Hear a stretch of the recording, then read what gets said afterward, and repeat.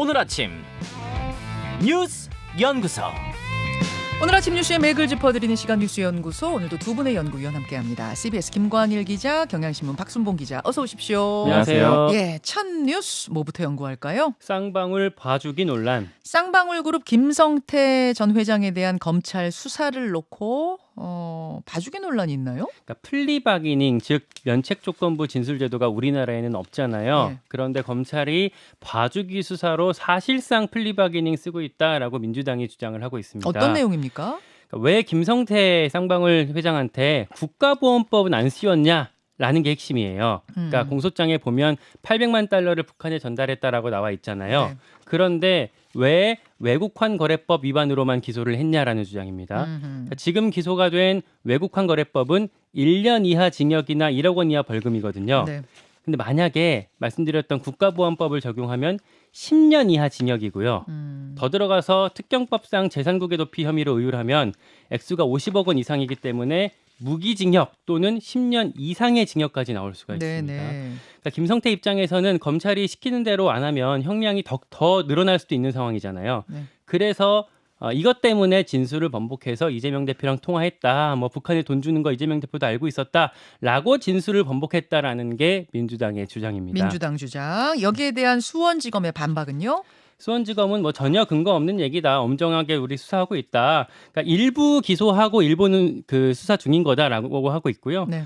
말씀드렸던 재산국의 도피죄 관련해서는 이게 외국의 재산을 은닉할 때 적용하는 거지, 그러니까 북한에다가 이렇게 지급한 걸로는 인정하지 않는다라는 게 대법원에 확정된 판례다라고 얘기를 하고 있습니다. 예.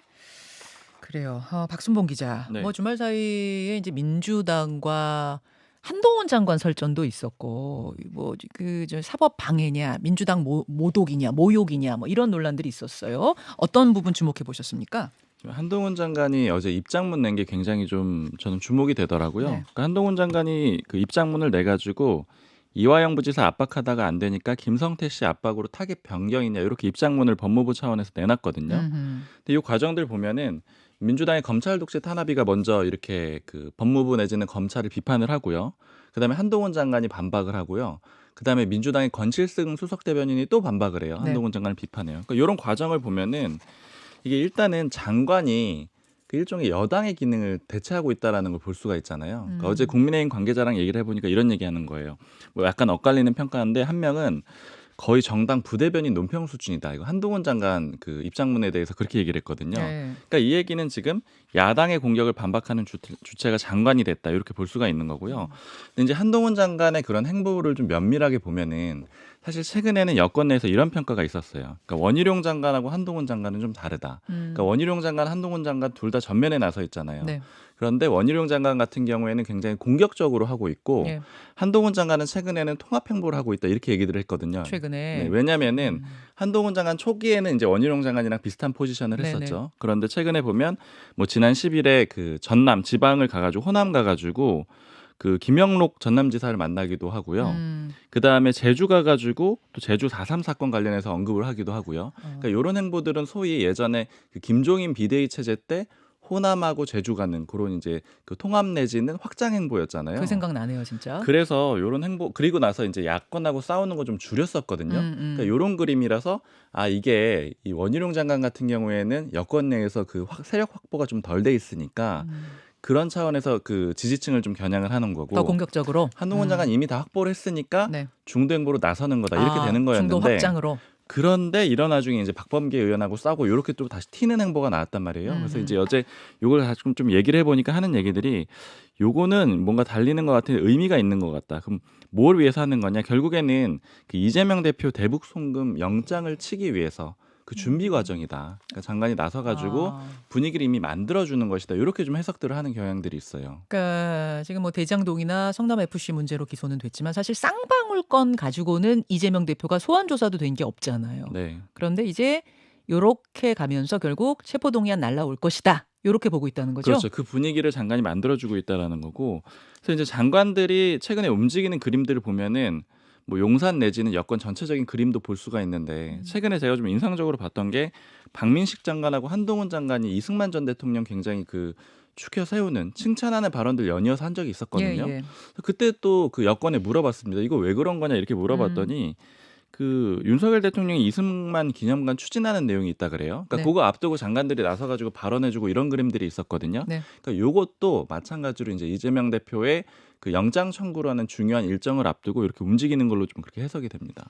자, 오늘 뭐 이 문제는요. 2부에서 조금 더 뉴스닥에서 여야 패널들 모시고 더 이야기 나눠보기로 하고 한 가지만 덧붙이세요. 요 저는 최근에 민주당 검찰독재위원회 핵심 관계자를 만났는데 네. 이런 얘기를 하더라고요. 검찰이 김성태뿐만 아니라 이화영한테도 약간 사실상 플리바게닝을 하고 있다. 그러니까 민주당의 주장은 네, 예. 그 이화영 전 지사도 지금 재판을 받고 있는 게 정치자금법, 그 뇌물 그리고 특가법까지 적용 가능한 것들로 지금 수사를 받고 있는데 네. 이화영 전 지사 입장에서는 정치자금법을 받아야 최소한의 형량을 가져갈 수 있는데 만약에 특가법 되면은 징역 10년 이상이 나올 수가 있거든요. 그러니까 이런 점들을 같이 얘기를 하는 걸 보면 이화영 전 지사가 8월 8일 날 재판이 있잖아요. 네. 여기서 구체적인 진술 번복이 나오게 됐을 때 네. 민주당이 이런 얘기들 이화영도 플리바게닝이다라는 얘기들을 구체적으로 적극적으로 할 것 같습니다. 그런 쪽으로 이번 주도 계속 민주당은 주장할 것이다. 예. 이렇게 예측해 볼 수 있겠군요. 네. 자, 흐름들 주말 사이에 오고 간 흐름들 정리해 드렸습니다. 두 번째로 갑니다. 목숨 끊은 교사 6년 새 100명. 스스로 목숨을 끊은 교사 이번에 이제 서희초 사건을 통해서 충격적으로 우리가 받아들였는데 조사를 해보니까 훨씬 더 많았어요. 국민의힘 정경희 의원실이 교육부 자료를 분석했는데 네.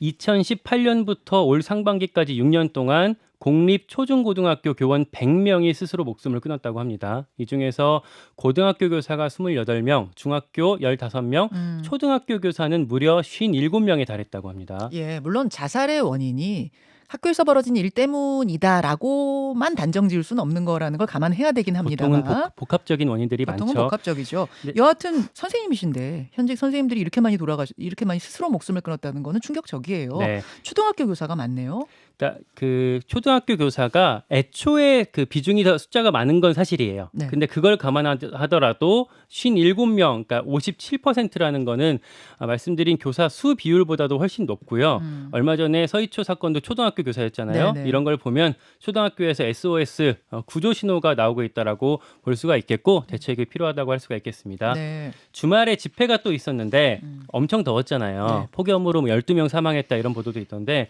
광화문 집회에 주최 측 추산 전국 교사 3만 명이 참석했다고 합니다. 그 더위에. 네. 와, 교사분들이 이렇게 집단 행동을 하는 일이 많지 않은 걸 우리가 감안해 보면 주최 측 추산 3만 명 참석 그 더위에 이거 어마어마한 겁니다. 얼마나 쌓였는지 구조적으로 그리고 이 SOS 신호로 봐야 될 것 같습니다. 박순봉 기자는 어떤 점에 주목하셨어요? 일단 첫 번째는 그 공립학교만 조사를 했다라는 점에 또 주목을 해봐야 될 것 같아요. 그러니까 이 자료 자체는 교육부에서 받았기 때문에 공립학교만 조사를 한 거라서 실제 이제 사립학교까지 추가하게 되면 물론 뭐 수치를 확인할 수는 아직 없지만 훨씬 더 많을 걸로 추정이 된다라는 거고요. 네. 그리고 이제 숫자가 꾸준히 늘어났다라는 거예요. 그러니까 이제 아까 초등학교 그 교사의 자살 비중이 57%라고 말씀해 주셨는데 네. 그 초등학교 교사의 비중 자체가 그러니까 전체에서 차지하는 비중이 44%거든요. 그러니까 그렇게 단순 비교하면 13%포인트 정도 더 높은 수치가 나타났다라는 거 그거 주목을 해봐야 되고 그다음에 이 학교별로 보면은 이 숫자를 좀 이렇게 추이가 있거든요. 2018년부터 2013년 초까지 그러니까 상반기까지 받아놓은 자료인데 네. 중학교나 고등학교는 숫자가 올라갔다라고 보긴 좀 어려워요. 그러니까 예를 들자면 중학교는 2019년에 2명, 뭐 20년에 2명, 그다음에 2022년에는 3명 뭐 이런 식으로 아주 뭐 한 명 차이 정도밖에 안 나거든요. 고등학교는 오히려 2018년에 7명이었는데 뭐 작년에는 4명 이렇게 좀 줄어들기도 했고요. 예, 근데 예. 초등학교는 꾸준히 늘어났습니다. 그러네요. 그러니까 2018년에 7명이었고 그다음에 2021년에 16명 이런 식으로 좀 숫자가 그래도 이 상승하는 많아지는 그런 경향이 있었다라는 거고요.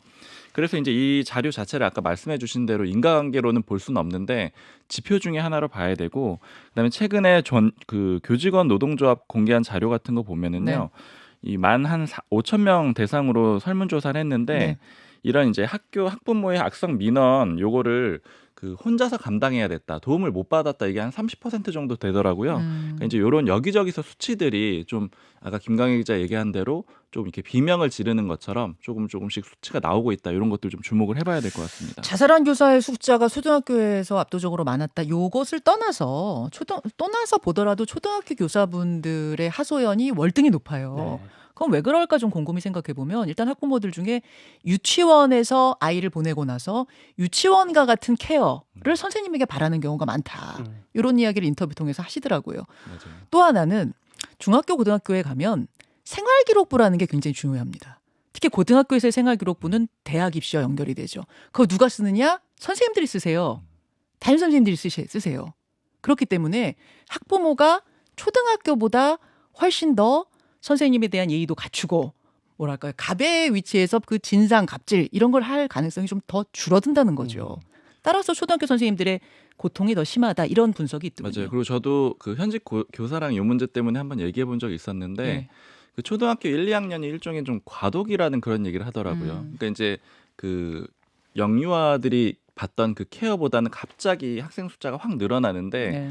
아이들이 그렇다고 해서 뭐 1, 2년 사이에 갑자기 더 훨씬 성장하는 건 아니잖아요. 나 이제 학교 왔으니까 나 의젓해져야지 이럴 수는 걸 기대하는 건 네, 어렵죠. 그런데 선생님의 숫자는 훨씬 적다 보니까 네. 거기서부터 좀 괴리가 발생해가지고 어려운 점도 있다. 그러니까 뭐 그런 얘기도 들었습니다. 그러니까 이게 교사 역량 키워라 혹은 학부모들이 빨리 바뀌어라 이렇게 뭐 요구도 해야겠지만 그보다 앞선 건 시스템적인 문제인 것 같아요. 구조적인 시스템적으로 도와줄 건 뭔가에 대한 진지한 논의가 좀 필요하지 않은가 네. 이런 생각 듭니다. 다음으로 갑니다. 정치권도 휴가. 지금 한참 휴가철이에요. 금요일에 제가 퇴근하는데 도로가 꽉 막혔더라고요. 평소보다. 맞아요. 왜 그런가 봤더니 강원도로 가는 분들, 어디론가 떠나는 분들 굉장히 많았어요. 주말에도 그 방향은 막히던데 예. 보통 7말 8초가 이제 자녀들 방학 때문에 휴가를 많이 쓰시잖아요. 국회의원들도 이때 많이 갑니다. 이때가 국회가 비회기거든요. 예. 8월 16일부터는 임시국회 회기가 시작되기 때문에 그 전에 갔다 와야 돼요. 네. 특히 그래서 이번 주가 여야 당대표가 휴가를 갑니다. 국민의힘 김기현 대표가 이미 주말에 떠났고요. 휴가 떠났습니까? 네, 가족들이랑 베트남 가서 뭐 손주 본다고 하더라고요. 민주당 이재명 대표는 내일부터 금요일까지 휴가예요. 네. 격주로 금요일 날 재판이 있는데 이번 주는 법원도 휴정이거든요. 네. 그래서 갈 수 있었고 수도권 근교에 머무를 거라고 합니다. 네. 민주당 같은 경우에는 일본에 갈 거라고 제가 알기로 일본에 가려고 준비하던 분들도 많은데 이번에 뭐 김영주 부의장 문자나 뭐 노제팬 이런 것들 때문에 좀 포기했다고 하더라고요. 윤석열 대통령도 8월 초에 휴가를 검토 중입니다. 얼마 전까지만 해도 대통령실 브리핑에서 뭐 결정된 바 없다 이렇게 얘기를 했었는데 네. 조만간 발표가 나오지 않을까 싶습니다. 그래요. 대통령은 사실은 휴가를 가줘야 된다 이런 얘기 있잖아요. 대통령이 휴가를 가야 그 밑에 직원들 대통령실 근무하는 직원들도 휴가 간다. 그래서 가야 된다는 얘기가 옛날부터 있었어요. 박순봉 기자. 네. 예. 일단 저는 원래 그 일요일 오전에는 쭉 페이스북을 한번 쭉 보거든요. 그 정치인들 쭉 예. 보는데 어제 오전에는 뭐 여야 대충 합쳐가지고 서병수 의원밖에는 안 보이더라고요. 페이스북 글 쓴 게. 그래서 제가 이제 휴가를 잊고 있었는데 휴가 기간이라서 정치권도 페이스북에 글 쓰는 걸 다 자제했다. 이게 한 가지가 보였고 두 번째로 좀 주목이 되는 거는 이번에 이제 대통령실의 대응이에요. 윤석열 대통령의 휴가에 대해서 지금 확정이 안 됐거든요. 네. 공지도 안 나왔습니다. 네. 근데 지금 이제 언론 기사들 보면은 참모가 건의할 거다. 이제 이번 주 초에 가시라고 건의할 거다. 이런 식의 기사가 나왔잖아요. 이건 뭐냐면은 이건 대통령의 뜻 없이 이런 기사를 흘리긴 좀 어렵겠죠. 그러니까 이 얘기는 뭐냐면 예전에 이 정순신 국가수사본부장 네. 그 임명했다가 낙마한 이후로 이동관 방통위원장은 그 전에 꾸준히 이제 알렸잖아요. 그러니까 이런 사람 기용을 할 거다라는 거. 이른바 내정설. 맞습니다. 예. 비슷한 것 같아요. 그러니까 이제 작년에는 원래 어떻게 돼 있었냐면은 기자들한테 이렇게 아예 공지를 했습니다. 1일부터 5일까지 국정운영 구상을 할 거다. 이렇게 공지를 하고 윤 대통령 바로 휴가를 갔었거든요. 예. 근데 그리고 나서 여러 가지 문제점들이 생겼었어요. 뭐 예를 들자면은 그때 이제 그 낸시 펠로시 하원 의장이 왔었죠. 그 왔었는데 뭐 휴가 기간에서 못 만나고 이런 논란이 있었고 예. 그때 지지율도 20%대를 기록을 했었거든요. 예. 그러니까 이런 여러 가지 문제들이 겹치다 보니까 이번에 휴가 가는 거 좀 쉽지 않은 거죠. 쉽지 않다 보니까 미리 분위기를 좀 보겠다. 그러니까 이런 측면이 좀 한 가지가 보입니다. 그래서 국민들이 대통령 무슨 휴가 이런 분위기가 조성되면은 뭐 안 가도 되는 거니까 안 갈 수도 있는 거니까 미리 지난해와 달리 미리 알려서 좀 이렇게 여론도 보고 이러는 게 아닌가. 네, 근데 저는 좀 갈 확률이 높아 보이는 거는 이제 그 몇몇 그 관계자들 있잖아요. 용산 예, 관계자들 예. 휴가를 꽤 가더라고요. 그러니까 이번 주에. 관계자들도 그래서 이미. 이제 가능성이 좀 높아 보이고 음. 그리고 그다음에 이제 책 관련해서 이재명 대표 같은 경우에는 예를 들자면은 그 문재인 전 대통령이 추천해준 그런 책을 보고 이러는 거잖아요. 그렇게 썼죠. 네. 보겠다고. 그런데 요거 이제 정치권에서 좀 나오는 얘기는 제가 그냥 좀 개인적으로 좀 인상적이었는데 그런 책 말고 그냥 뭐 배터리 관련된 책이 있는다. 이런 게 훨씬 맞지 않느냐. 주식책? 그러니까 주식이라기보다는 아, 미래산업. 경제책. 네, 미래산업 있는 게 맞지 않느냐. 약간 네, 그런 네. 얘기를 했는데 그것도 좀 인상적이었습니다. 여기까지 두 분 수고하셨습니다. 고맙습니다. 김현정의 뉴스쇼는 시청자 여러분의 참여를 기다립니다. 구독과 좋아요, 댓글 잊지 않으셨죠?